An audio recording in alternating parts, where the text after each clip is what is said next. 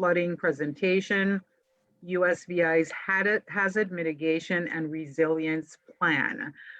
Thank you, UVI and FEMA, for hosting this event. As Jeff Uwima says, my name is Barbara Peterson, and I am the Assistant Director at VITEMA, which is the Virgin Islands Territorial Emergency Management Agency. At this time, I would like to do some introductions for everyone that's on who is in the room. First, let me start with Gregory Guanell. Dr. Gregory Guanell is the director of the Caribbean Green Technology Center at the University of the Virgin Islands. Dr. Guanell is a trained coastal and ocean engineer and civil engineer. At UVI, Dr. Guanell is also co-leading the update of the hazard mitigation plan for the territory of the Virgin Islands. Prior to his time here at UVI, Dr. Guanell was the Nature Conservancy's TNC first director of urban programs for the state of Florida, where he worked with various stakeholders to implement climate adaptation strategies that promote risk reduction through the construction of green infrastructure and community resilience. Welcome, Dr. Guanell. Good evening, everyone.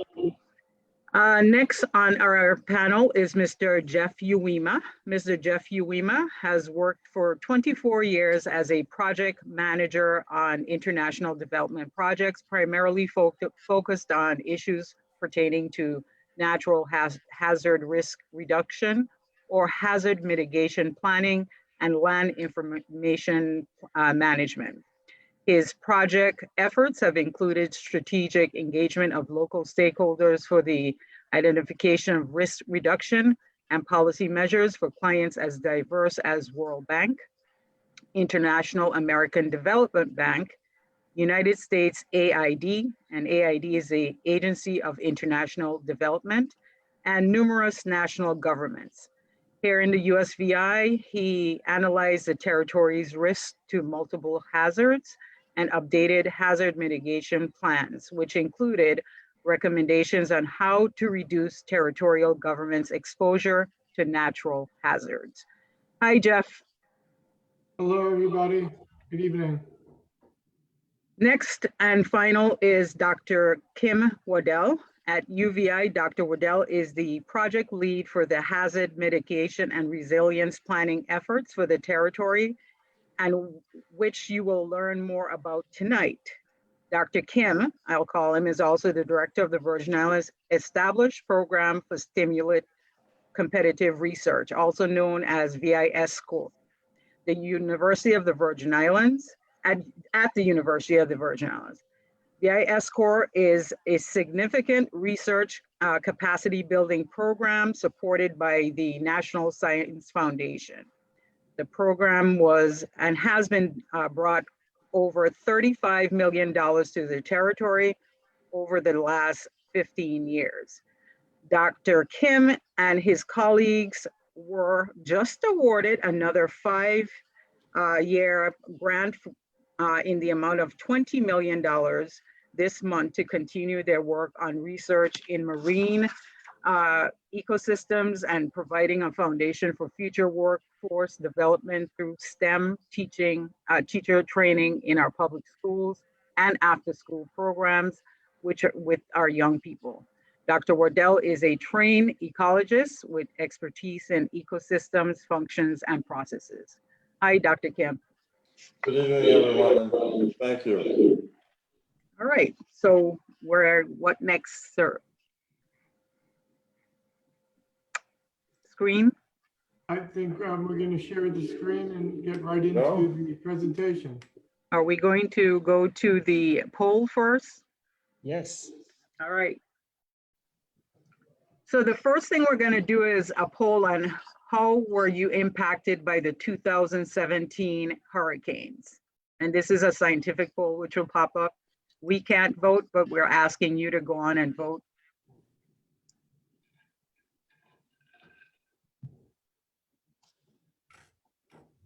And then we'll get the results after you're done. How much time, Jeff, are we giving them? Give them another minute or two. Okay, A minute should be quick. okay. Get your results in.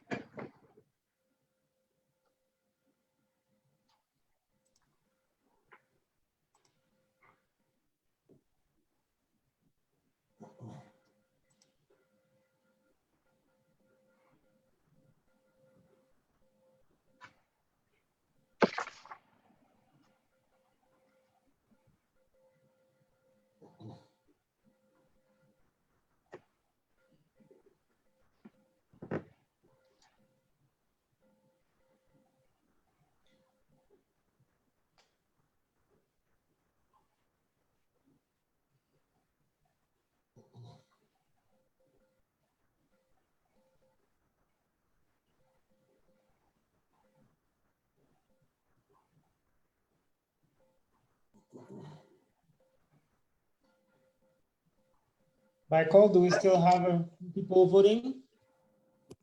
There's a few people left, but we can cut it now if you want.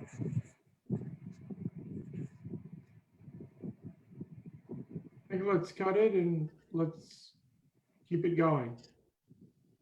Well, let's go ahead. I think it'll be interesting to see how people respond and also give us a sense of how many of our participants weren't in the VI. So that'll give a sense of both local and local engagement as well as outside engagement on this topic. So Right. I'd like to. Get a sense of who's in the room as well. Exactly. We can't see you. Right. So Michael, go ahead and close the poll. You don't mind showing the result?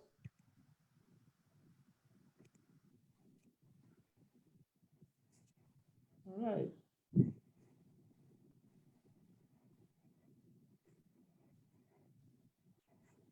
Thank you for that, everyone. This is actually quite helpful. All right.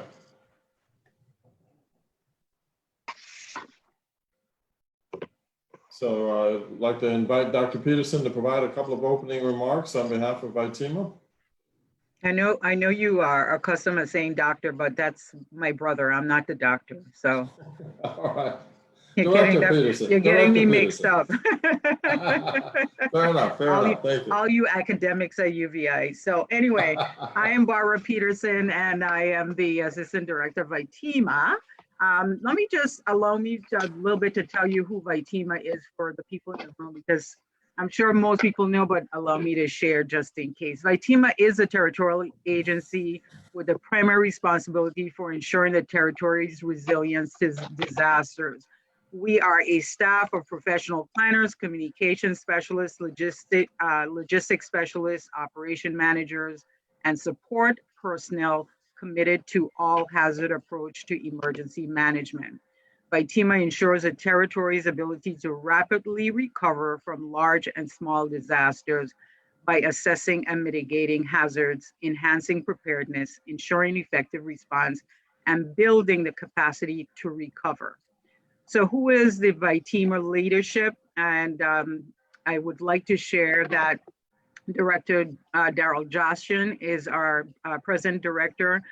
Cabinet level, reports to the governor. He implements policies and procedures and sets the vision for the organization.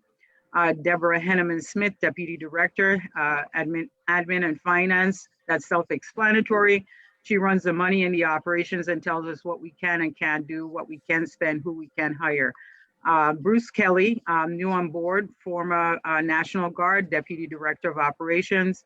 A lot of people may not be aware, but the 911 Center, the EEC staff is under VITEMA.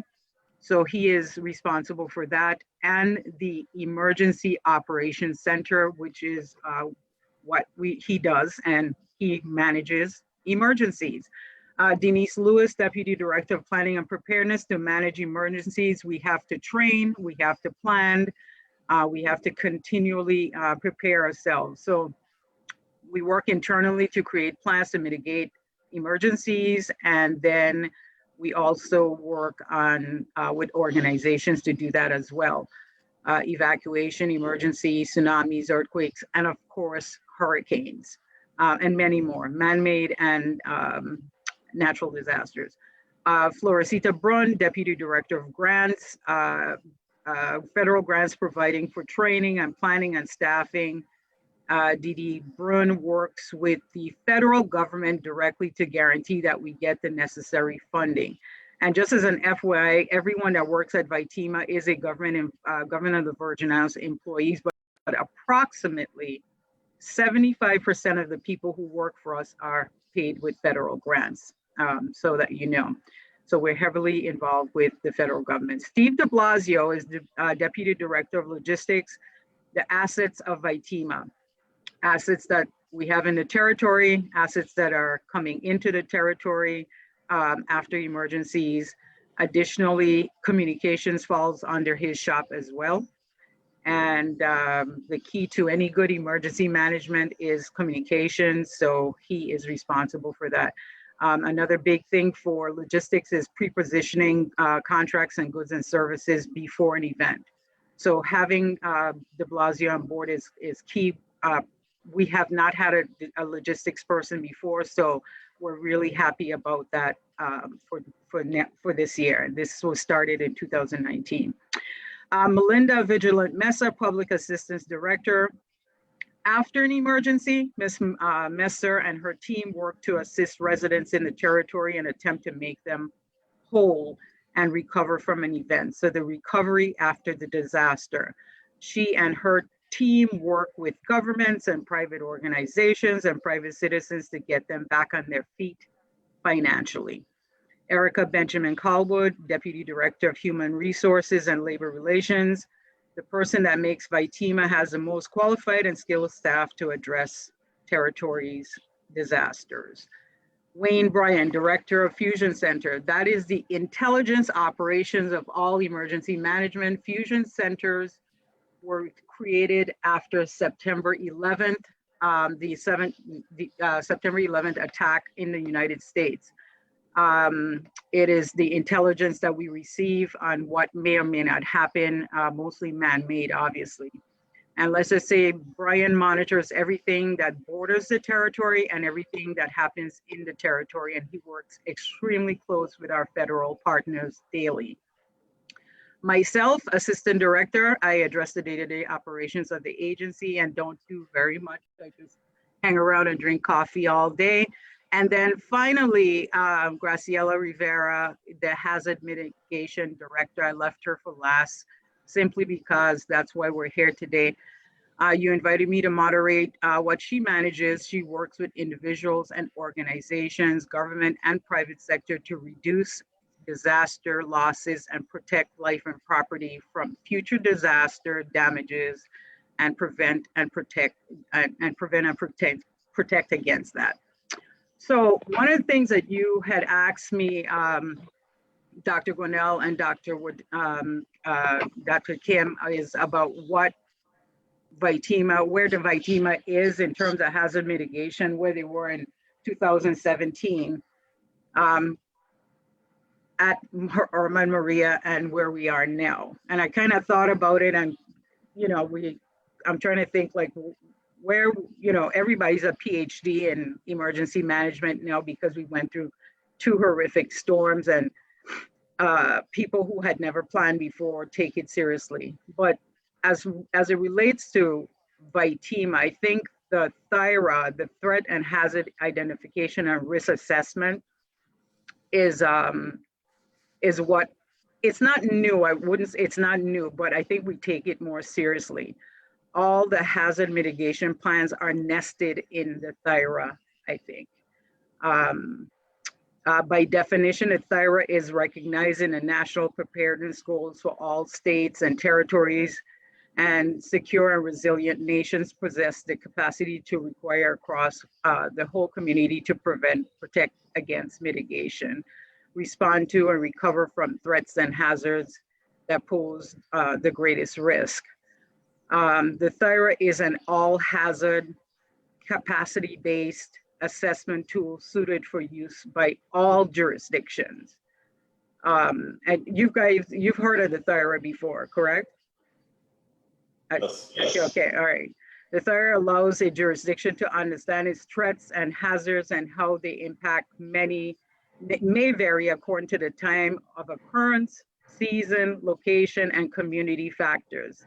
This knowledge allows a jurisdiction to establish informed and target and commit appropriate resources drawn from the whole community to closing the gap between target and a current capability or for sustaining existing capacities. Finally, the third is not just hazard mitigation of flooding of roads and cleaning of guts, but what we focus on for the third here in the Virgin Islands now is focusing on our infrastructure, hospitals, fire stations, WAPA, airports, seaports, making sure they're in compliance with safety standards. And that's how I know we focus on hurricanes now, and remind everyone that hazards are not just man-made, but not just natural disasters, I should say, but also man-made. So I will stop there. I have some final thoughts as well, but I'll leave them to the end. Well, thank you for that, Dr. Peterson, Director Peterson. Director Peterson, thank you for those comments.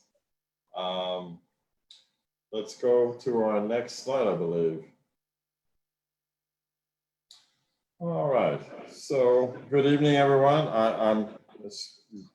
Hopefully you remember, I'm Kim Waddell. I'm one of the co-leads on this project on the UVI team. And I will be starting the HMRP presentation and sort of introducing some of the key elements. And so here with this slide, so you know that states and territories are required by FEMA to have a current hazard mitigation plan. The current USVI plan was submitted in July 2019, so we're actually current and eligible to apply for funding every year from FEMA for both pre and post-disaster funding. One of the important things to remember here is that this is an important opportunity. These funds are an important opportunity for the government of the Virgin Islands to get additional support for projects that are recommended in the existing hazard mitigation plan. It could be for things like training, equipment, or other needs that are identified in the existing plan. And so it's a real opportunity for the plan that's in place to get some implementation, get some recommendations recognized, and improve the preparation of the territory for future hazards. The plan is also developed in such a way with outreach activities like this one this evening to generate public awareness and support for initiatives that reduce risk and enhance resilience as well as sustainability. Next slide. So here we list sort of the guidelines for a hazard mitigation plan, and this is a directive from FEMA, and this includes what needs to be included. This includes a list of hazards and their characteristics, the impacts of those hazards, and how much and what kind of damage should we anticipate here in the territory. Then we're also looking at what strategies we should be taking to reduce or avoid damage.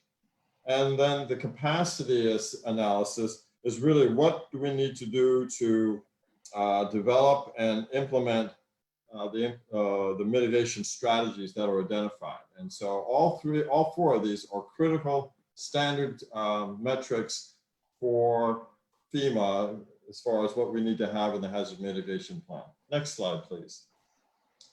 So you may notice that I've been calling it HMP, but what we've been identifying ourselves as part of this new plan is HMRP, and that's the R for resilience. And I'll actually talk a little bit about that in a moment. But we've added two additional types of analyses, and they're in the lower half of the slide. And so one of them is the sustainability analysis. What can we sustain how can we sustain our pace or development and investment? And so let me just move something here quickly. The idea here is you know, this is actually a real key challenge to the territory because as you know, we are dealing with a smaller population here in the territory, but also we're dealing with expanding infrastructure and investments in rebuilding and in the recovery. And we really have to think about how are we going to sustain this and at what level and what will it cost and what will it cost now and what will it cost in the future. The resilience analysis is really looking at what are the steps that we all need to take to avoid the surprises that come from these hazards, what the impacts and what have you. And when we look at what we can do to strengthen social networks, we recognize that the government really isn't in a position to do everything at all times. And so we have to look at communities, we have to look at the private sector, we have to look at NGOs, all who have participated in various roles after disasters. And we saw this after the 2017 disaster, where the NGOs really stepped in and filled in some of those gaps that the government simply didn't have the time or the resources to address, but helped us get back, whether it's delivering food, clothes, and what have you. So let's go to the next slide. So one of the things that we've added to this plan is the suite of guiding principles. And some of them are self-evident in the context that, you know, we want to enhance resilience, but, you know, what exactly is resilience? We think about it as a way of bouncing back more quickly after a disaster, but it's also thinking the long term. How do we actually anticipate what's coming down the road? And so one of the things that we think about down the road, which is actually already affecting us, is climate adaptation. A lot of the plans that have been developed around the country and previously here in the territory have not included climate adaptation to climate change. And so as one area, we want to, you know, look at that, especially as an island ecosystem with lots of shoreline, things like sea level rise or rising sea surface temperatures, are all elements that impact or create hazards or risks associated with climate change. Dr. Waddell, what does climate adaptation actually mean? Good point. So climate adaptation is, we know that the climate is changing. It's warming. We're getting more CO2 into the atmosphere. It's creating warmer temperatures. That increases the temperature of the oceans, which actually expands sea level rise. And so we were seeing higher sea level rise every year. We're also seeing warmer temperatures, which impact you know, just the comfort in our homes. If you don't have air conditioning and you live in town, you might have relied on, you know, gotten used to a certain temperature, but every year it's, on occasion, it gets incrementally warmer. So all of these things we have to adjust to the changes that are induced by climate change. So it's, again, with coastal communities like ourselves, this is really a challenge for us because, and you'll hear more about this when we get into the infrastructure of our built environment, you'll see some of those challenges manifest itself. I think one of the other key points to these principles is our social cultural awareness. We are not, you know, Indianapolis, Indiana, or we're not New York City. We are a minority majority population here that's incredibly diverse, a lot of different cultures here. And so when we talk about outreach to the communities, we're not using the same tools that might be used up on the mainland or elsewhere. The idea is to be aware of the social cultural, both differences, commonalities, and what we all share together. And when we develop strategies or go out into the community, we want to address and be cognizant of those issues so that we can relate to people and people can relate to what we're trying to do with them and with their help. And so I think all of these, capacity building is another area where we are different than the mainland, and we have to look at our ability to diversify our economy or build capacity within the government agencies or in our NGO communities, or even at the community level. What talent do we have? What resources do we have? We have to think about that in a unique way because of where we are here in the Virgin Islands. Next slide, please. So we're going to take a quick poll to ask, what hazard are you most concerned about, before I turn it over to my colleague, Greg Winnell. So let's take that poll.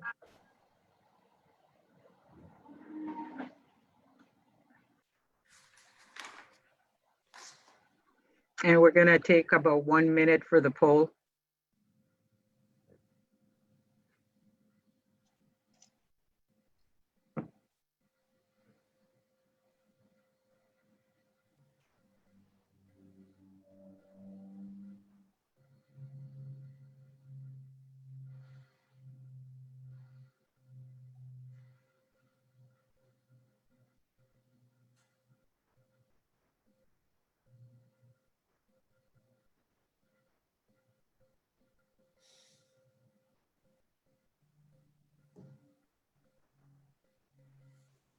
Good, already. All right, let's take a look at the results, Michael. All right. Well, I think everyone is intimidated by wind, but I think you'll learn that while that's incredibly dangerous and hazardous and frightening, we'll also be talking about flooding, which I think was the second most popular topic. So I'll turn it over to Greg. No, yeah, thanks, Kim. Yeah, it's very interesting that wind is one of the most concerning hazard for our audience tonight. Winds are the defining threats for hurricanes. Here on this slide, what you see are all the hurricanes that have impacted the Virgin Islands in one way or another since the 1780, with the Great Hurricane of the 1780, which affected pretty much all islands in the Lower Caribbean, a very devastating hurricane, according to the history books. In red are hurricanes that had very significant impacts on the Virgin Islands, but also in neighboring islands. So we can, everybody remembers Hugo, everybody remembers Marilyn, Irma, Maria for sure, but Donna in the 60s, and the 67 hurricane, the San Francisco hurricane, and the 1916 hurricane, the Virgin Islands hurricane, created a fair amount of damage. A lot of people died, many buildings were destroyed. So we've been impacted by hurricanes for a long time, and some of them are very devastating. In orange are those that still had an impact on us, and but were not as devastating as the ones in red. And the thing that is pretty interesting is that not all those hurricanes are Category 5 hurricane. You don't need a Category 5 hurricane to really inflict damage. A 3 or 4 really can wreak havoc. When we look at the statistics, since 1950, which is when the satellite era, when we were able to better track hurricane, we got probably affected by hurricane every 2 or 3 years, which is not a very good statistics. It means that hurricanes are really part of our day-to-day life, part of our culture for worse or better. What's also interesting is that 75 of all hurricanes impact all 3 islands. One can impact an island more than others. Some hurricane impact only one island, but the vast majority of hurricanes impact the entire territory. The bad news, talking about climate change, is that hurricanes are getting stronger. The science is basically saying that moving forward, the few that we're gonna get are gonna be stronger than before. And that's because of the warming of the ocean and the overall change in sort of climate processes that Kim alluded to earlier. But one thing that we're finding through our work is that Virgin Islanders are very, very resilient and very generous when disaster strikes. So as Kim mentioned and Barbara mentioned, what really differentiates us from other places in the United States is our culture and our sort of, spirit. We have a very strong spirit, probably because we have gone through so many devastating events, but we help each other and our network are very strong. We are finding that through our work, and we all knew that, but it's nice to kind of see it in writing and sort of, catalog as this is an asset that we need to sort of cultivate moving forward. Can you go back to the former slide, whoever's managing this? So that last part, why is that so significant, the resilience and the generosity, based on what do you see as the reasoning for that? Is it cultural, do you think? I think it's cultural. I think Virgin Islanders care about each other. I think we know that we only have ourselves to count on. We know that, yes, the federal government at some point is going to be here, but not going to be here all the time. And we also know that, we need to take care of each other and take care of ourselves because we care about each other. So I think this spirit is there. It's in the community.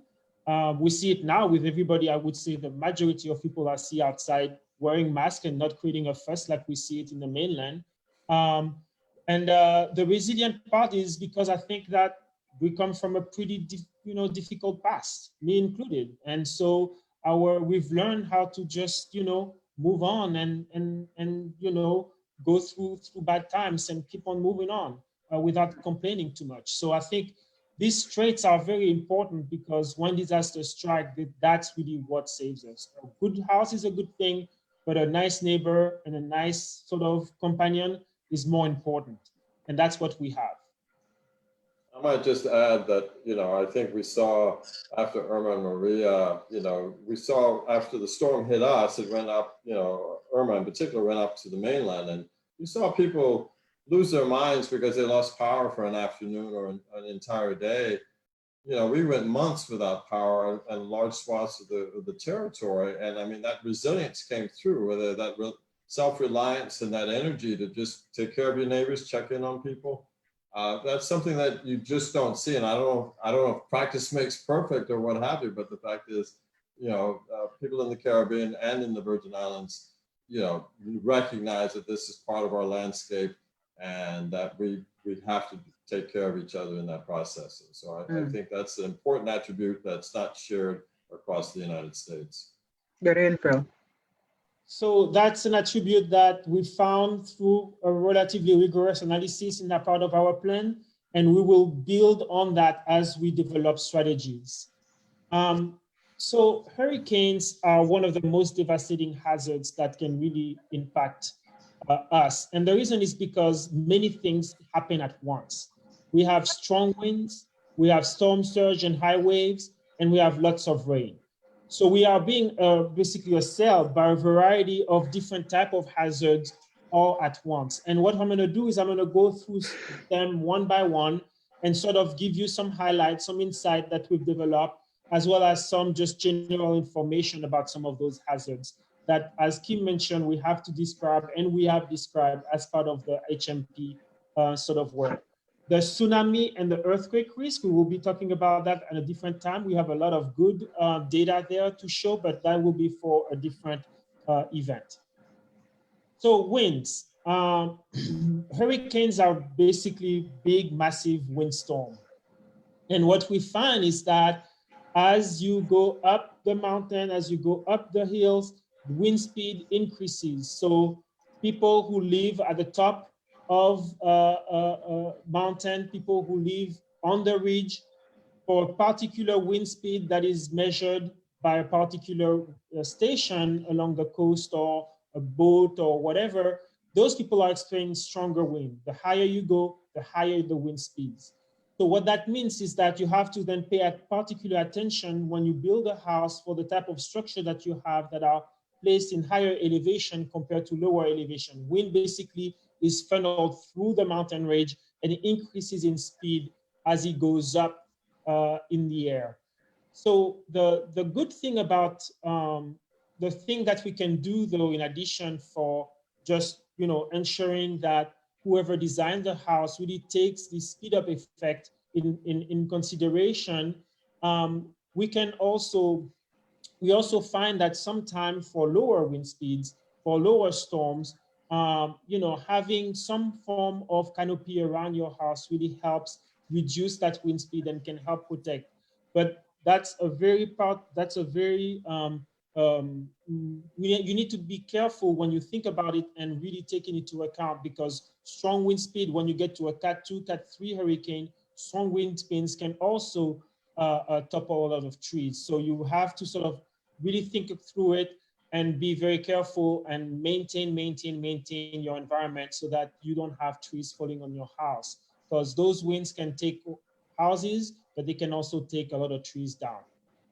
I have a question about that. You talked about construction particularly. Do you find that people should look at and pay close attention to, let's say, construction management like incorporating hazard mitigation as part of their plan when building in the Virgin Like that, should that be front of mind? Yeah, definitely. And is that a subset within construction now?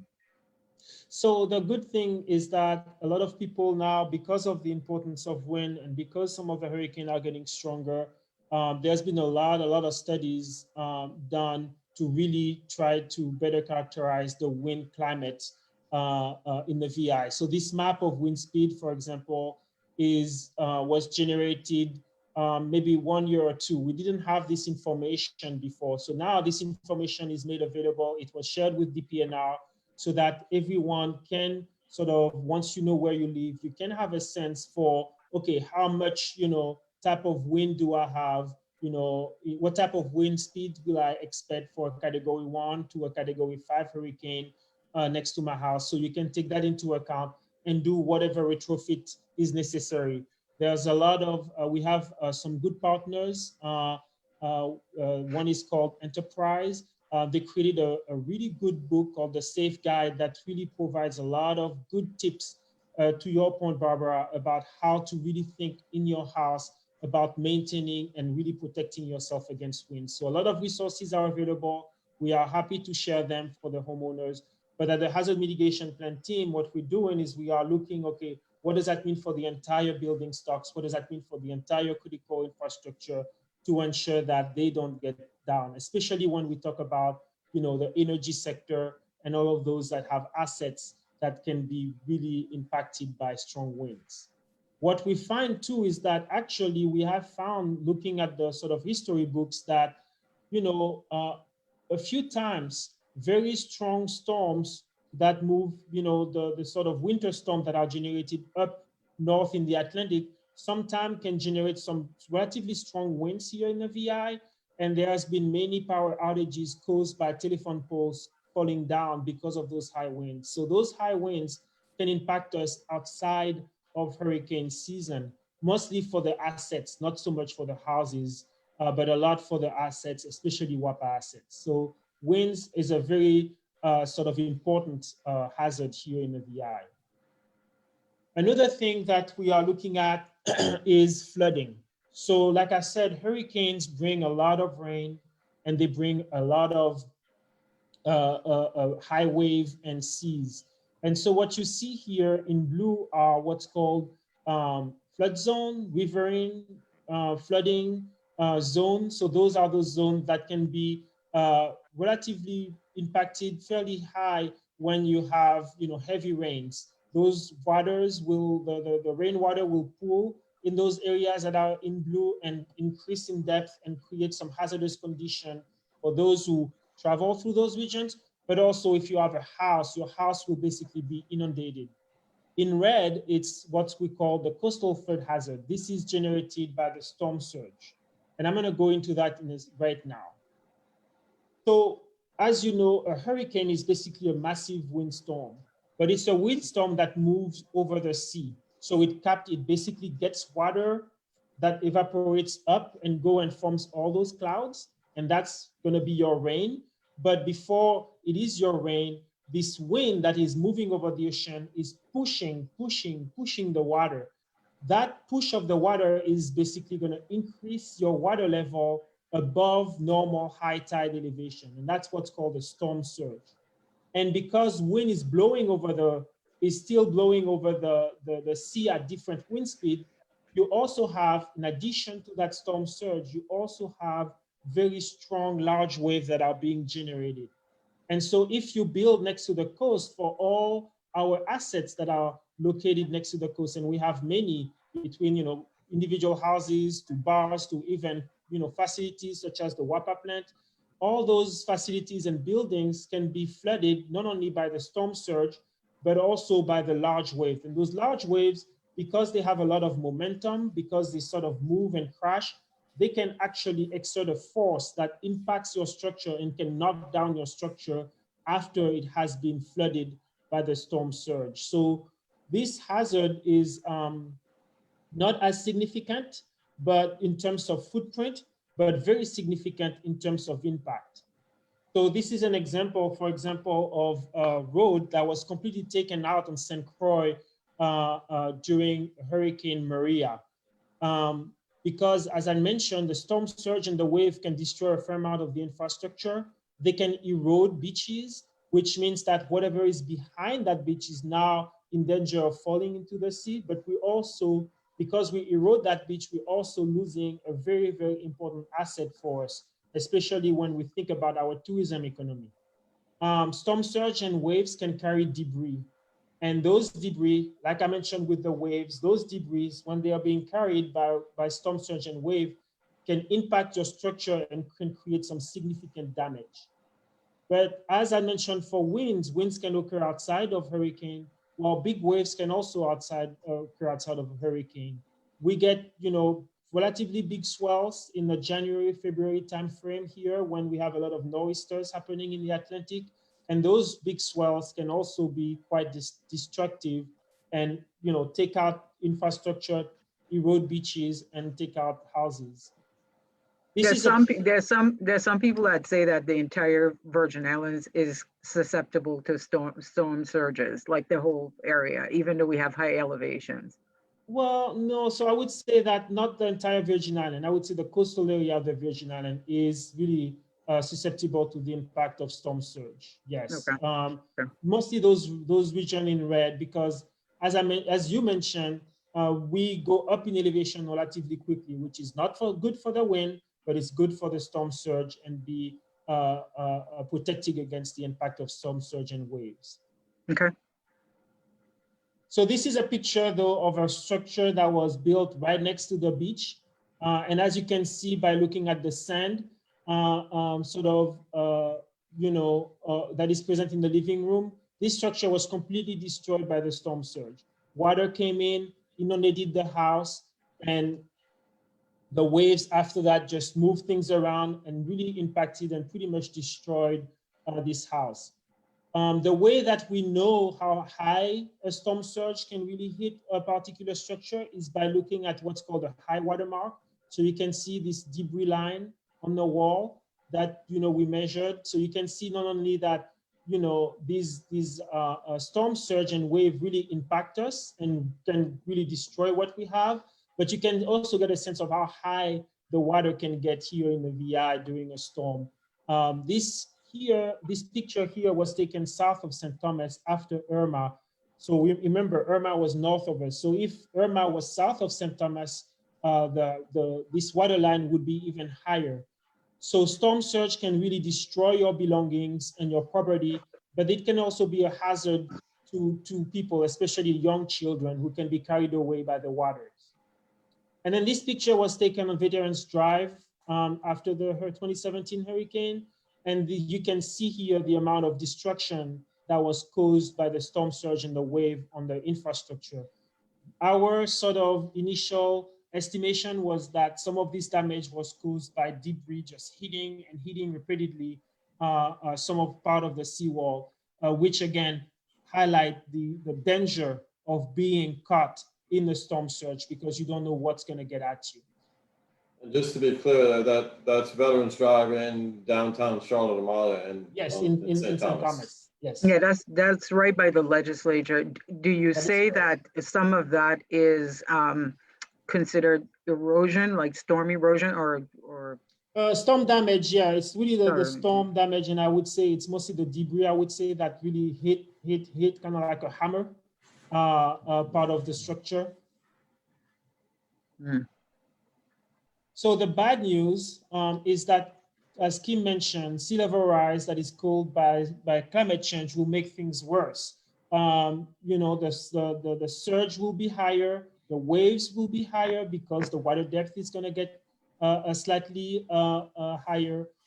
So we can expect more coastal damage as time passes because of sea level rise. We can expect more beach erosion as time passes because of sea level rise, especially when we have those storms. But what we can also expect is that it's going to be more difficult to drain because our drainage infrastructure will be full of water, if not waves. This picture was taken during a very sunny day in Christiansted by the seaplane, and you can see a wave going upstream into the drainage gut, which really sort of tells us that, you know, if we have a hurricane, it's going to be pretty bad when you have big waves coming from the ocean merging with whatever rain is being drained through the guts. So flooding, especially coastal flooding, is likely to get worse as time passes here in the VI. So talking about rain, we also spend a fair amount of time looking at rain. And as I mentioned, rain is something that happens during the hurricane, one part of the horrible trifecta that hits us during hurricanes. And rain-induced flooding can be really surprising and deadly. It's something that needs to be, you know, raining is not fun because everything gets wet, but raining and rain-induced flooding is very dangerous. Hurricanes bring a lot of rain. Not all hurricanes bring the same amount of rain, but there's always some amount that happens during hurricane. What we find though is that as time passes and the impacts of climate change continue to unfold, because there is so much moisture in the air brought by this increase in temperature that Kim talked about, we will expect hurricanes to be wetter moving forward. Hurricane will generate more rain in the future than they have so far. However, what we have found through our analysis of rain flooding events is that 80% of the rain flooding events that we experience in the Virgin Islands is not caused by named storms. Even though hurricanes impact us regularly, even though they bring a lot of rain, most of the rain flooding that we experience, such as in this picture here that was taken in Bovoni on St. Thomas, most of these events occur outside of hurricanes, outside of tropical storms, just normal storm or just rainstorms that are sort of passing through our region. So this is very concerning because it basically tells us that this is a constant threat here in the Virgin Islands. And it's a constant threat because flooding can cause some serious erosion, can cause a lot of danger. In order to really protect our structures and our buildings and our houses against that, it's really important to think about, number one, do we live in some of those blue regions that I showed earlier, those sort of, you know, regions that are really at risk of flooding when it rains? And the second thing, whether or not we live in some of those regions, is what is the elevation of our first floor? Are we above whatever elevation, maximum elevation that water can pool? And if not, then it's time to think about raising those elevation of the first floor so that water doesn't get in during those big rain events. And the other thing that is, go ahead. On that note, are you suggesting for areas like downtown Christiansted, Frederiksted, Charlotte Amalia, Cruz Bay, are you suggesting that we start building like how they build in some coastal areas in the United States on stilts, like, you know, how they elevate their homes that way? Or because so we have to be careful about stilts because we have earthquakes, so we don't want to create foundations that are you know, that protect us against one thing but make us more vulnerable against something else. And that's what happened in Puerto Rico, where after a few events, they decided, FEMA invested a lot of money to help people raise their house. And after the earthquake that they experienced a few months ago, a lot of those houses failed because they were on stilts, and those, the science is not really clear on how to best prevent earthquake damage for houses on stilts. That's actually something that we are talking with different scientists about because the science is not there yet.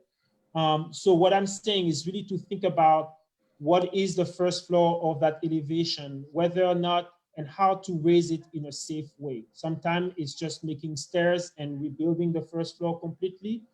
There are different techniques that are being appropriate, and that's something that we are going to be looking at in the next few months here at the HMRP team. We will actually be going through different buildings in Charlotte Amalia, Christiansted, and other places in the islands to measure that first floor elevation, to really identify those buildings where we need to start thinking about mitigation strategies, especially government building, police station, et cetera, et cetera. The other thing that, you know, rain can be dangerous about is, I mentioned that wind can topple trees. What we found is that actually if it rains a lot and the soil is saturated, those trees can be brought down by weaker wind speed. So you don't need, if it rains a lot, the very small, weaker winds can bring trees down and cause damage. So rain and rain-induced flooding and rain impacts are very, very damaging and can be sometimes deadly. So these are some pictures taken mostly on St. Thomas after the hurricanes. This here is a picture of a gut. And as you can see, this gut function as it was supposed to be, carrying a lot of water. However, a lot of sediment, a lot of debris was also carried, and that completely plugged the drainage system. And so now you have a fair amount of runoff that sort of ran down Scott-Free Road, for those who recognize this spot, and really destroyed completely the road and also inundated some of the houses living there. So as you can see, really rain and managing rain-induced flooding and rain event is a very difficult challenge because, as I mentioned for waves, the amount of debris, the amount of sediment that they carry. And you can, even if you think that, oh, I'm safe, there's drainage around me and I'm not in a flooding zone, you can still be impacted by flooding, especially when the infrastructure fails.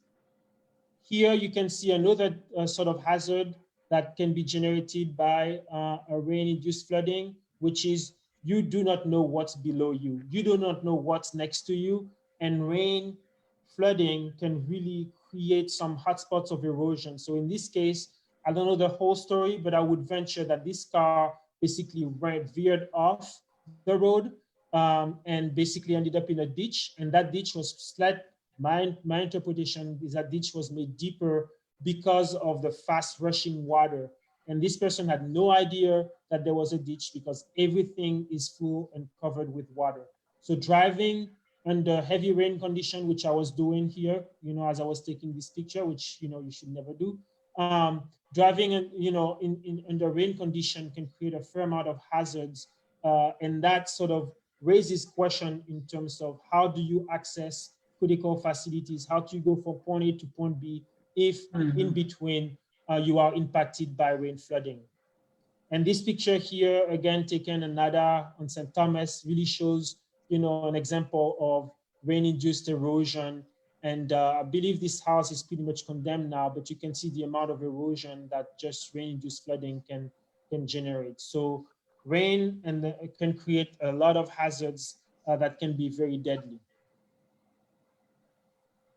The other thing that we find, and for the information of the people who are maybe in St. Croix, that Nara picture is extremely inland. Yes. Yeah. Yes. It's completely rain-induced flooding. Yeah. One thing that we find, though, is that not all flooding events, the amount of flooding events that we experience here in the Virgin Islands increased since the 1980s. And basically what that means is that somehow since the 80s, we in a territory have experienced more flooding events, even though we do not see a strong climate signature in the amount of rainfall that we have. So something has changed between the 80s and now that is not related to the amount of rainfall. So we dug deeper into this type of question, and I will let Dr. Kim sort of take it over and explain some of the analysis that we've done to try to explain why the amount of flooding events in the Virgin Islands has increased since the 1980s. Well, thank you, Dr. Greg. So one of the things we've obviously been looking at is the change in land use. And so we have two sets of maps here capturing all three islands. And on the left, you see the 1985 map showing levels of development. And so all the colors you see down at the bottom sort of characterize how the land is being used. And so what I want you to focus on are the shades of red, because that is anywhere from high intensity to low intensity, but high development levels. So downtown urban areas, for example, or in the case of St. Croix there in the middle, that large, dark area is actually the Hovensa oil refinery, both past and present. But it has a huge footprint of high intensity development. But one of the things you also notice is that the green, and the green represents forested areas, natural vegetation. And so if you look from left to right, all three islands you see a lot more red, a lot more yellow. The yellow actually points to either agricultural lands or rangelands for grazing cattle, which is much more common on St. Croix because of its topography.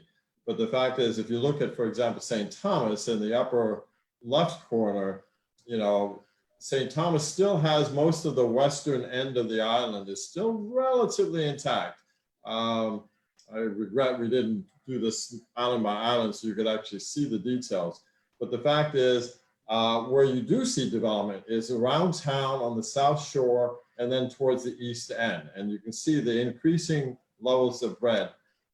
That is a byproduct of both interest in, in building, but it reflects also the fact that as we just saw Greg's slides go through all of this rain events, remember the topography of these islands. St. Thomas and St. John have, remember those wind maps, you saw some real serious elevation. So we're building way up on these hillsides because especially for folks that have the resources, they want a view. They want a nice view. So they want to build up on the hillside. They're going to overlook town, or they're going to overlook the islands to, towards BVIs and so forth.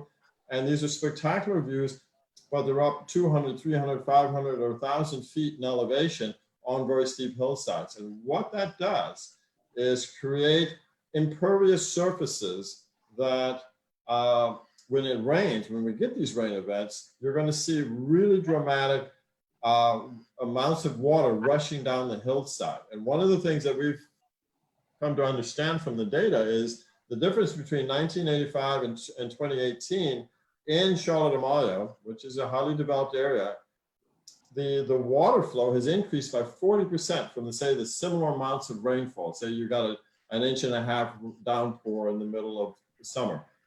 40% more water is coming down the hillsides to these low-lying areas, whether it's town or the coastal areas, which increases the kind of flooding that you just saw.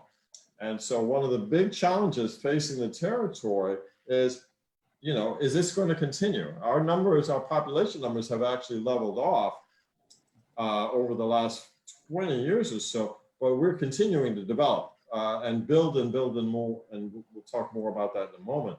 But the fact is, all these impervious surfaces increases the risk of flooding in a very substantial way. And I know one of our colleagues did an interview with the former governor, I think it was Governor Turnbull, and when he was a child, and that's many years ago, probably a half a century ago, he doesn't remember, and that might be a child's memory, but he doesn't remember much flooding in town or in these coastal areas. And now, obviously, we're seeing a lot more of that. And so this is not just a trend that started in 1985. The development has been increasing those impervious surfaces and increasing the runoff into the low-lying areas. Mm-hmm. One of the big drivers behind this is the fact that the territory does not have a land use plan, a land use and water use plan for the territory. And this is a real challenge for managing and protecting both our natural environment, but also protecting the populations that do live in these low-lying areas. And so that's something that, hopefully will get addressed one way or another, but we want to provide information to sort of highlight some of the risks and challenges facing these communities in these low-lying areas. Let's go to the next slide. So I think I touched on some of these points, even though, as you can see, the red line is the amount of built area increasing over time and land area. Meanwhile, that green line is the amount of natural areas that are decreasing. And yet, look at our population. That's the dotted line there. It's gone up. It's had a little dip. Usually we get dips after major hurricanes. So I suspect the first big dip there on the left was probably after Hurricane Hugo. But then the population went up, and now it's been sort of tapering off. But the fact is, we're still increasing the number of road surfaces, for example, by 68% across the territory. And on St. Thomas, it's actually 151% increase between 85 and 2018. And meanwhile, we're also building more critical facilities, whether it's hospitals, schools, police stations, business offices, et cetera, across the territory. So we're building, building, building, and yet our population and our tax base really isn't there to support that. And that actually points to a larger question that we are working on, which is how sustainable is this kind of development? And what does it mean for the territory and the residents here? How do we manage the costs both for building it and then maintaining it over time? And that's something that we'll touch upon again in future meetings. Next slide. Dr. Kim, how do Yes. you create a mitigation plan without a land use plan? Well, that's a really good question. I think it's something that I think the decision makers and policymakers here in the territory and the public need to have an open discussion about what are the trade-offs with a land use plan. You know, there may be individual rights that may be compromised by people being told what they can or can't do with their land. But when you think about the public good, I think there's some real upsides there that we have to do better to manage our natural resources and landscapes to prevent both the hazards and risks that we've been talking about, Right. but also for the livability and the quality of life. I mean, every one of these, you know, areas that gets developed means there's fewer trees, which means higher temperatures when the sun beats down on that bare asphalt or concrete. You know, so we're creating hotter and hotter environments in town or on the edge of town, and all of us, that leads to potential health risks, whether it's to our vulnerable populations like our elderly, or you know, just the relative comfort of day-to-day life in town or in these low-lying areas. And so there's a lot of trade-offs that we have to think about. I don't personally think that we can have an effective management plan that actually gets implemented to actually make the territory more resilient. And again, that long-term view is really important here. What do we want in 20, 30, 50 years from now? What do we want for our children and our grandchildren here in the territory? These are the questions we have to answer now if we want to protect their interests in the future. Thank you. So I touched upon a lot of these things. You know, the fact is we're still a very small territory, a small set of islands. And so as we build, we're building in more areas that probably shouldn't be built. So we have 25% of our buildings are in flood and tsunami zones, which again are all the low-lying areas. But 45% of our government and public safety and health buildings are in the flood zone. You know, and some of these things we can't move. So that goes back to, you know, we can't move town up by 4 feet because it's historic and what have you. But we can address things like drainage and other types of infrastructure to minimize some of those, you know, impacts. And those are some of the issues that we're touching upon. And then, of course, as Greg was pointing out, as we start building, well, those spectacular views up on the hillsides, more than 40% of our buildings are in extreme high wind zones. Just to touch on this, as you relate to 45% of government, public safety and health buildings are in flood zone.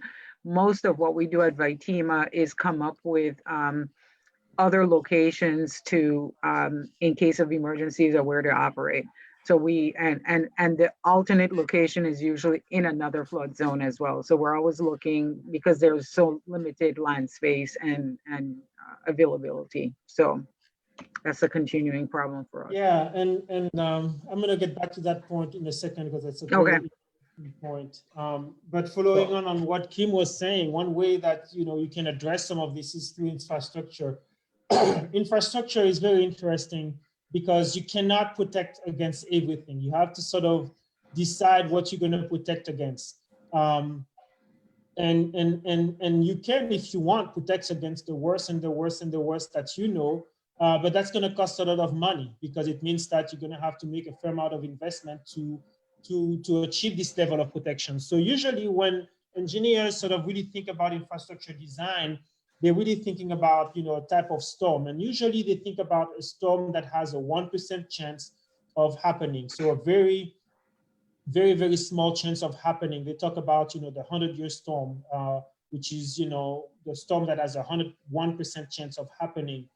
Unfortunately, climate change is making things complicated, because climate change is now changing everything. We're changing all the statistics, and we don't know now what 100% event or excuse me, what an event that has 101% chance of happening. We don't know what that event is anymore because we had 2 Category 5 hurricanes in a week. So what does that mean? So climate change is really making things difficult. However, we can still rely on some sort of statistics to really sort of think about how can we handle a certain type of storm? How can we handle this type of thing that we have seen many times? And what we're finding here in the Virgin Islands is that not all of our structure are really built to handle big storms. So here is a picture of a gut in Savannah. And I don't have the number, but I would say that this, from recollection, this storm was just a normal sort of rainy season sort of event. And as you can see, the gut is pretty much full.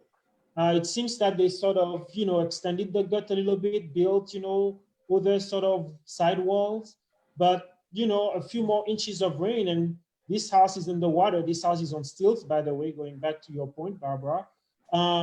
But this house is the basement, or this part of their property is going to be underwater. And if we had an event like Irma Maria, I'm sure that water basically went over the bank and on the road. So really thinking about our structure and our infrastructure is important. It's also important to think about the maintenance of that infrastructure. As you can see, there is some trees and foliage in the gut. There are some rocks. All of this basically takes space that water should have taken. And now water is going higher because water has to go over all of those debris. And so as we sort of move forward, we are thinking about the land use and development patterns in the VI, but we are also asking ourselves the question of, what is the role of maintenance? What is the role of what we have? And, how can we make sure that we have the ability to pay for the maintenance of what we have before we start to buy more and more? It's kind of like buying a house. If your house is too big, you're going to have to hire somebody to clean it, and you might not have the means for it. It's the same thing for our infrastructure. If your infrastructure gets too big, then at some point we're going to have to let stuff go. And that's the question we are asking ourselves as part of the HMP of what is that good trade-off? What is the trade-off between development and really thinking about the investment for infrastructure?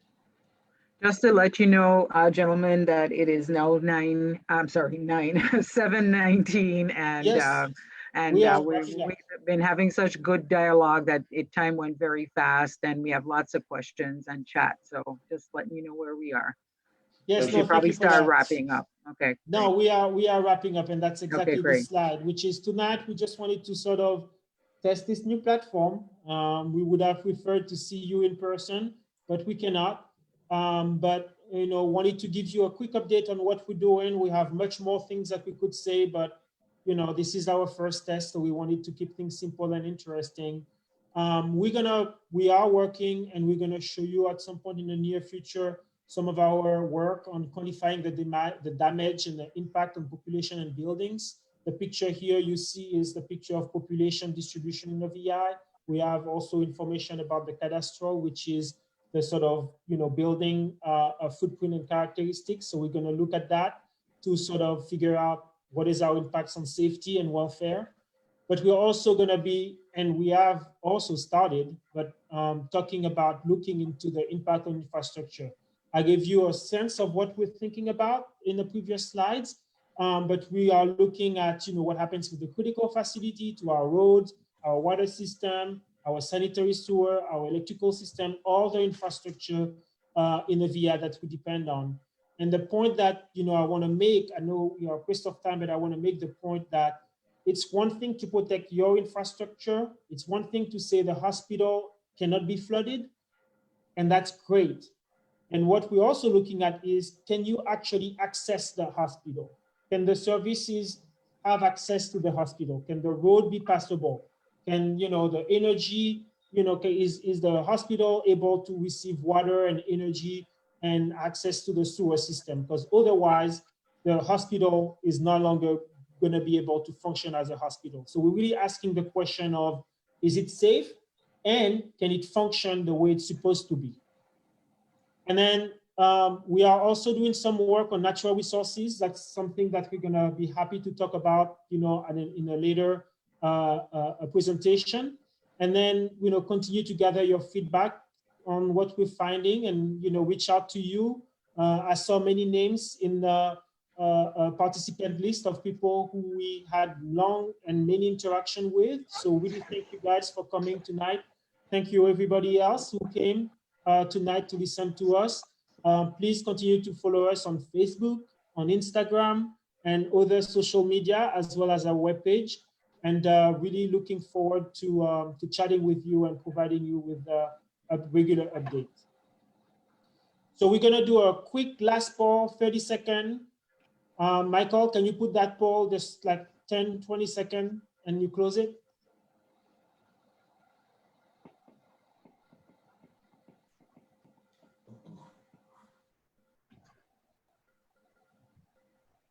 All right, let's close the poll and look at the answers. 1 second, a lot of people are answering. Oh, Good, that's good.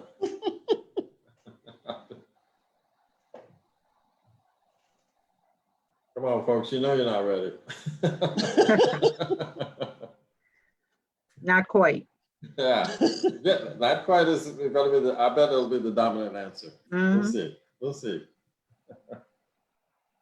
My theory is everybody is an expert in hurricanes now. Everybody has a PhD. I got that from Imani Daniel. It's UVI Online. All right. All right, Michael, we're anxious to see the results. Oh, yeah. Look at nice. these people. All right. Very nice, good everyone. on you. Good on you. Yes, have a drink of your favorite beverage and me.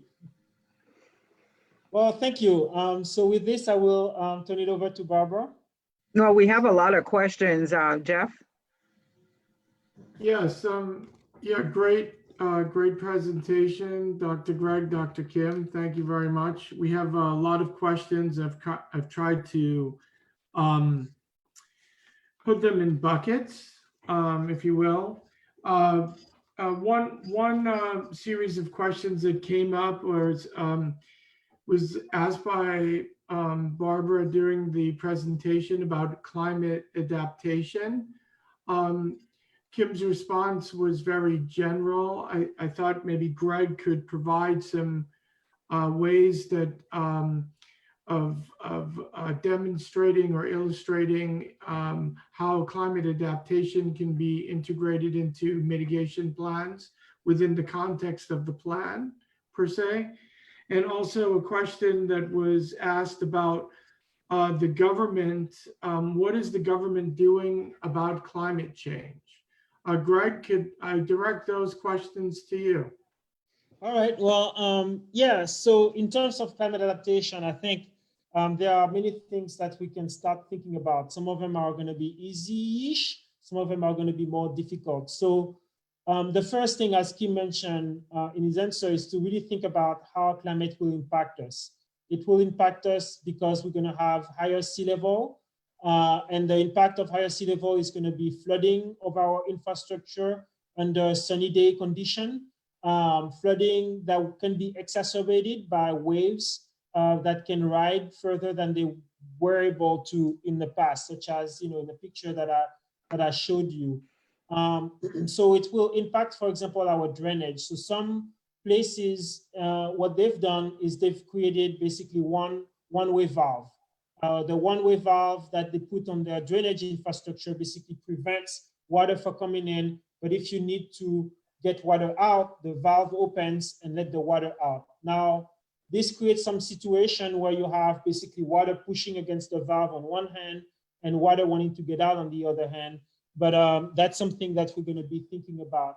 We can also think about, rethinking our coastal zone sort of policies. So we are probably gonna have to reach out to DPNR and have a discussion with them about, really thinking about moving forward if anything has to be changed related to allowing people to build close to the shoreline. Because regardless, again, of hurricanes and storms, the sea level rise in and of itself will erode our beaches, meaning that structures that were maybe, you know, a certain distance from the shoreline will be closer to the shoreline.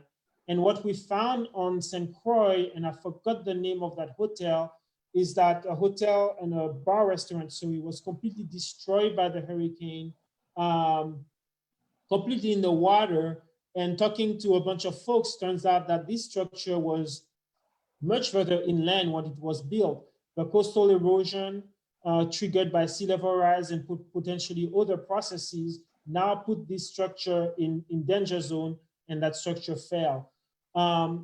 When we think about climate, so what I'm saying is that when we think about climate and climate adaptation, we're gonna be looking at how can climate make a particular hazard worse, and what does that mean moving forward in terms of direct solution, and I just gave you a few examples, but also in terms of design of the infrastructure. So one thing that we're thinking about is one thing called adaptive management and adaptive design, which is you build now, but you know you're gonna have to rebuild it in the future. So what does that mean for the way that you build now?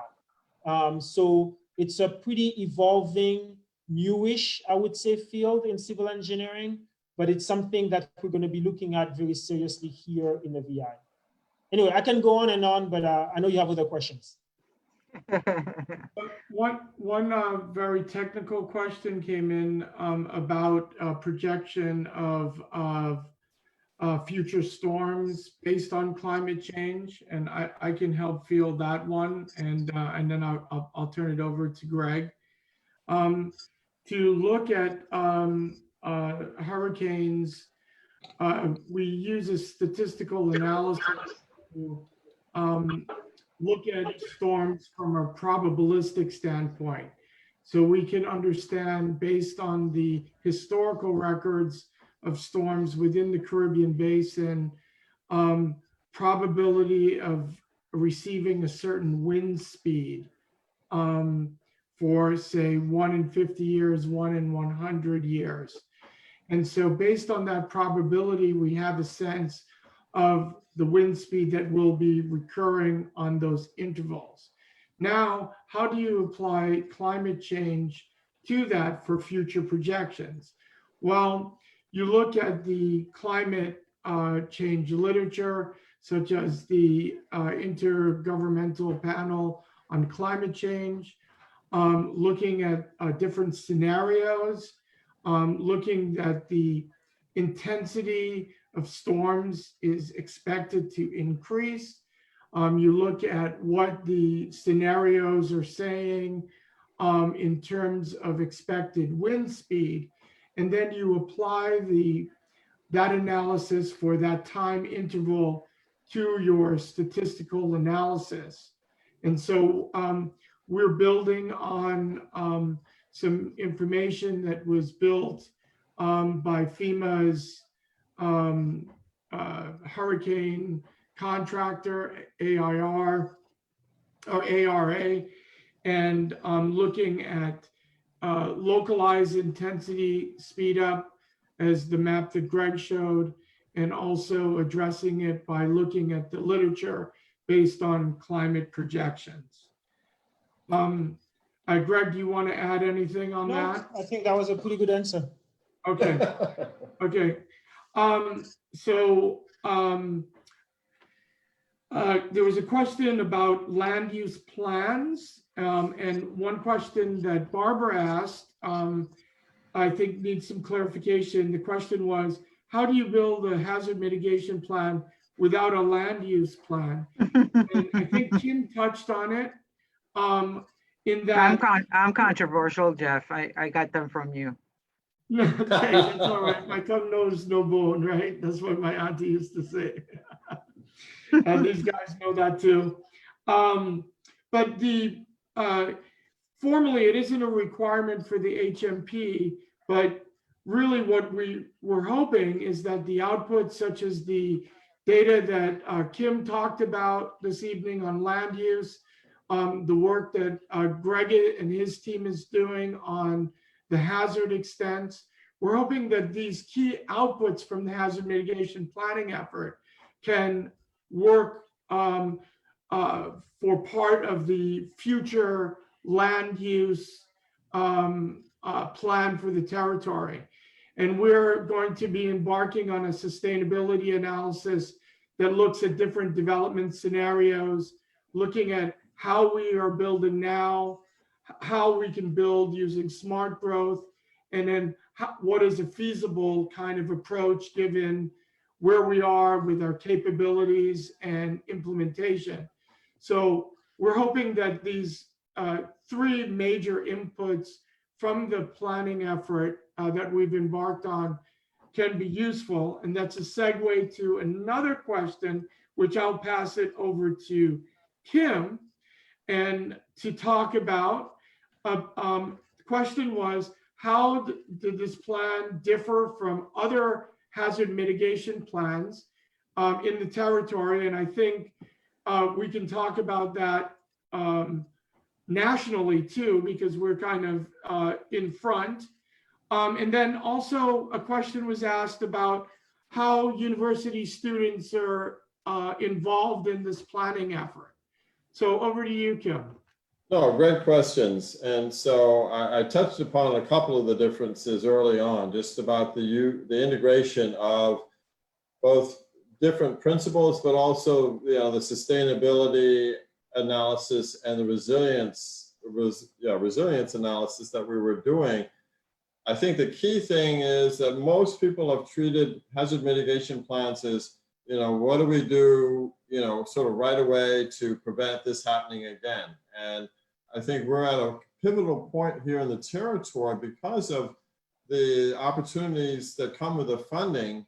After Irma and Maria, we have literally billions of dollars to help the recovery process here in the territory. And I think it's important for us to think, how will we use that, you know, those funds to rebuild what was destroyed or damaged in those storms, and then insert this mindset around, you know, how much development do we need? What kind of development? Who actually is living here and utilizing these services and what we're building out? And then how do we maintain those facilities? How do we maintain that infrastructure? Those are really difficult questions that if we're playing that longer game, looking ahead, you know, like, you know, 20, 30, 50 years, and looking at those scenarios of how we might develop the territory, whether it's a smart growth or it is a business as usual without a land use plan, all of those factors play into different scenarios that we hope to lay out moving forward. This is something that hasn't really been done before. I think we learned a lot. We were in Region 2, which is a bureaucratic definition for, we're part of New Jersey, New York, Puerto Rico, and the Virgin Islands for FEMA, and maybe, I think the EPA, there may be other government agencies. But we learned a lot from Hurricane Sandy.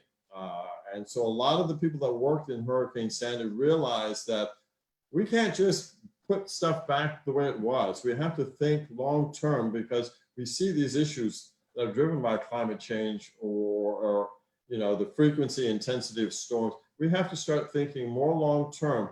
Number one, because we don't have the money. I mean, climate-related natural disasters are increasing every single year, and we're reaching a finite point about how much money we actually have to deal with these challenges moving forward. And so there needs to be greater accountability, better understanding of when we invest this money, what are we going to get, and what does it mean, and how do we take care of it?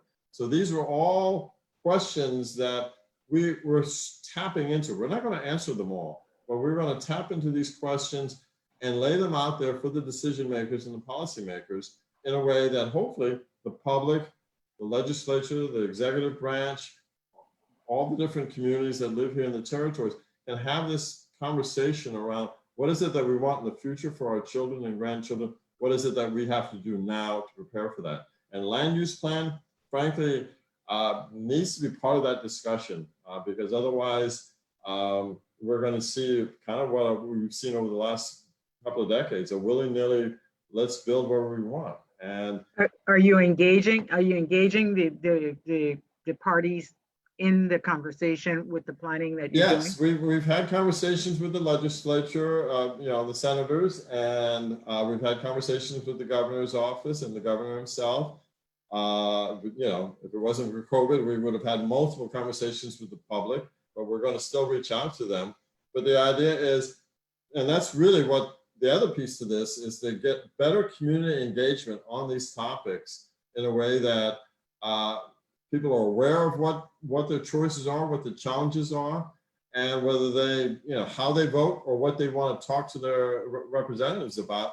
We want to push this, this kind of information, the data that supports the information that we're providing in this plan, push it forward, and hopefully see the kind of change that I think Virgin Islanders really want, which is a safe, healthy environment for themselves and their kids in the future. Okay, thanks for that definition. You missed the part about university students. Oh yeah, so I'll quickly, one of the things that we're doing here, and this is part of one of the other hats, we have this workforce development and capacity building element in the EPSCoR award that we just got here at the university. But we want to create opportunities for our students to get engaged in these topics. Greg has been great in recruiting students to work with him on a variety of projects related both to this and some of his other research. I'm going to be doing the same. And there are other faculty here on campus that are recruiting students for more experiential learning, more internships, more research exposure. And hopefully that process will, because we're doing it locally, will encourage students to persist and engage and hopefully contribute to the workforce that actually will be tackling a lot of these issues moving forward. Okay, I'm two more buckets of questions, and then I think we can wrap it up. I see that attendees are starting to to drop. There was a discussion about construction management. I think Barbara brought that up. And as you know, we have the building codes that are enforced through permitting at DPNR. But we also are very aware that there's formalized building construction and there's informal construction. So we found a gap there, and we think that there's a need to incorporate those building codes and building practices to the people that kind of go under the radar. We also think that there's a gap and a need in enforcement. Related to construction management and related to climate adaptation, a question just came in asking about, is there a building policy? So I hope I touched on that, but also must you build for future projections, future climate projections? And I think absolutely, and I think Greg talked about that, about infrastructure development, but also individual construction, it's important. So the last bucket, do you want to say something, Greg? Yeah, I just want to say something quickly here. I just want to raise the point that there is a tension between affordability and following the code to the letter. We strongly encourage everyone to follow the code. Otherwise, there's going to be great harm. However, there is a reality, an economic reality, that the territory finances, which are a reflection of the wealth of the Virgin Islands, is going down. Yes, we have a lot of very, very wealthy people in the Virgin Islands, but there is also a fair amount of folks who have difficulties making ends meet.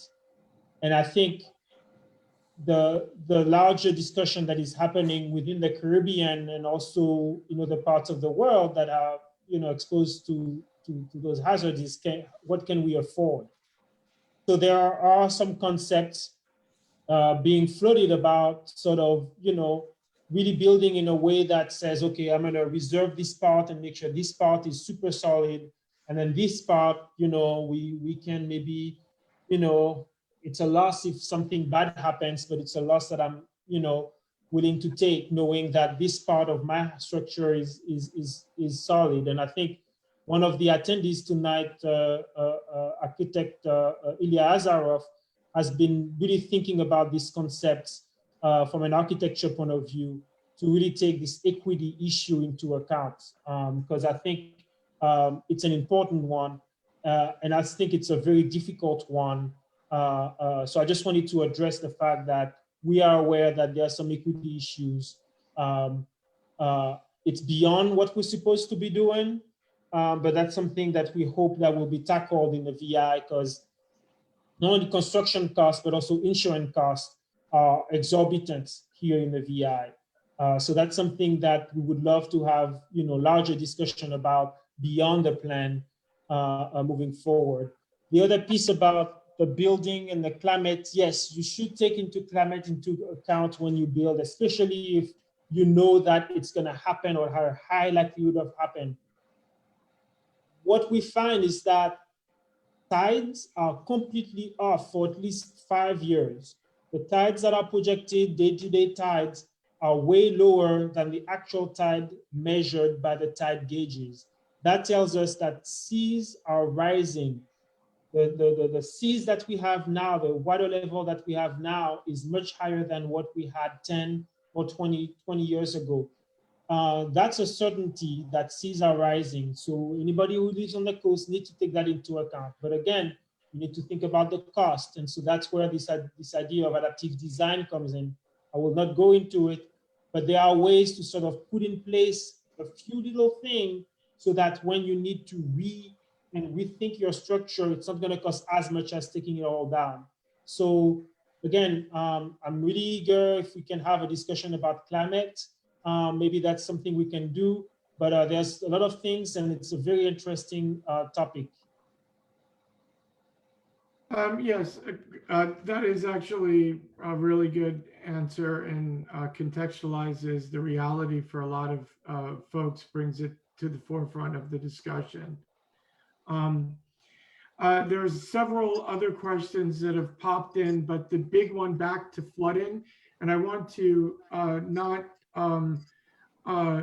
not answer the questions, but I want to just table that there are questions related to tsunami and drought that have come in. There's also questions related to facilities, whether they're at risk or whether there's emergency functions working. We're not in a position to answer those questions tonight around the hazards and facilities. We'll come back to you at a later date with different analyses. This is a first phase, an outreach of the plan around 2 specific hazards.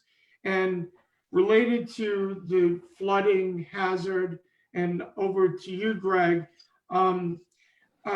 wondering, a question came in about how much water is flowing from the hillside, and to rephrase it and contextualize it for the purposes of the plan, can you help us understand how the planning effort and hydrologists that are engaged on this effort are taking into account water flow from watersheds and hillsides?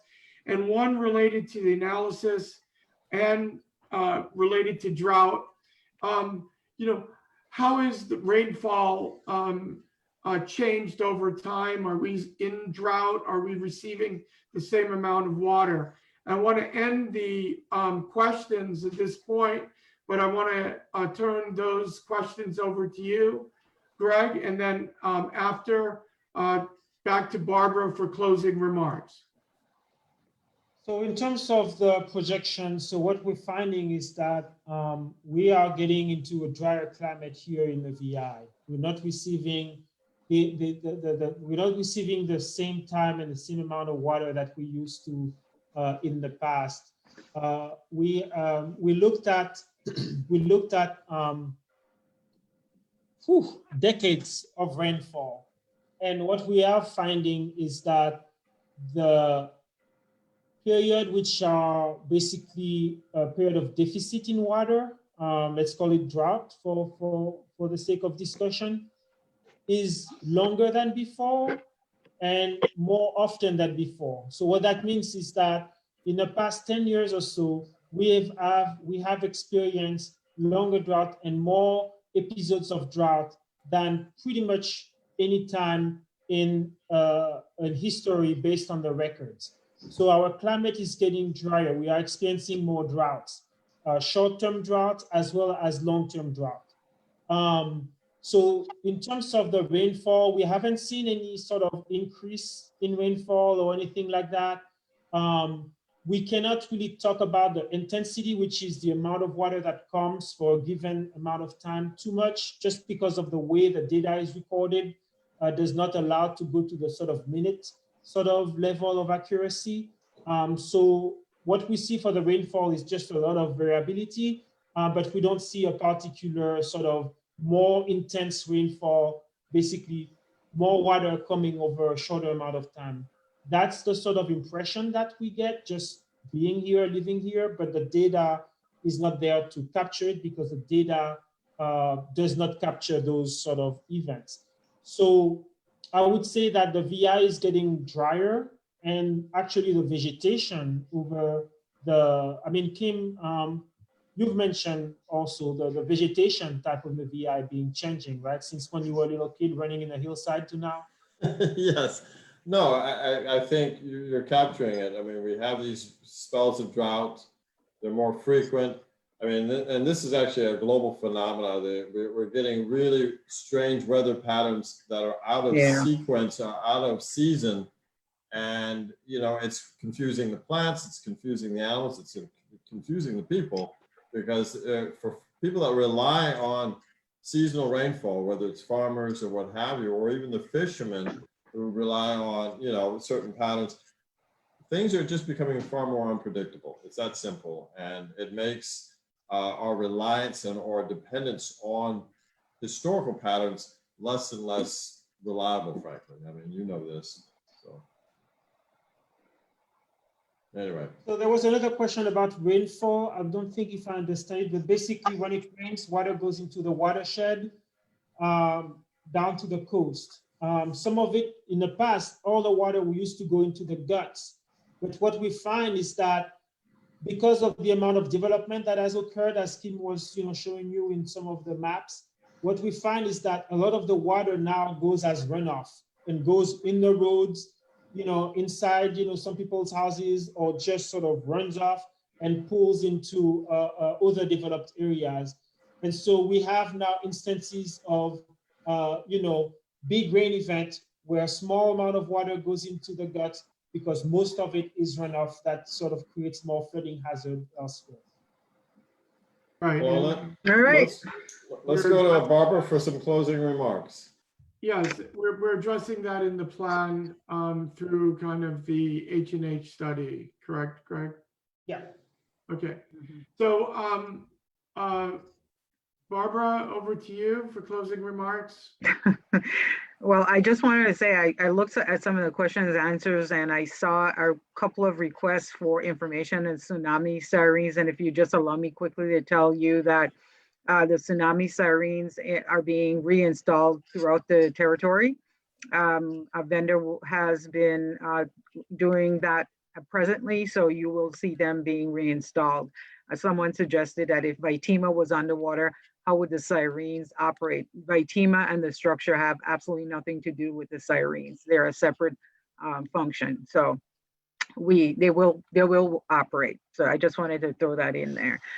I just wanted to close by, first of all, thanking you guys for doing this. And I hope that you do it more often and get people more engaged, because emergency management is a shared responsibility, and part of that is hazard mitigation. So it is a team effort. Governments cannot effectively build resilience to disasters by themselves. So like you said, NGOs, the universities, the legislature, executive branch, all of us have to work together to make this happen. So it's a shared responsibility. And I just want to remind everyone that our motto at Vitima is plan, prepare, and stay informed. So this is just an effective part of being informed. And I think this was a good start. And I think as much as we do it, we would engage the community. So that's it for me. Thank you. Thank you. Okay, well, thanks to all of the participants and for all of the questions. And on behalf of the UVI team, we bid you good night and appreciate your attendance. Kim? And just not to, I don't want the last word, but just if you know how to reach us, please reach out to us. Any unanswered questions, we'll love to follow up with you. So please get in touch because you're part of the community we're trying to reach. Thank you. Thank you, guys. Okay, good night. Good night.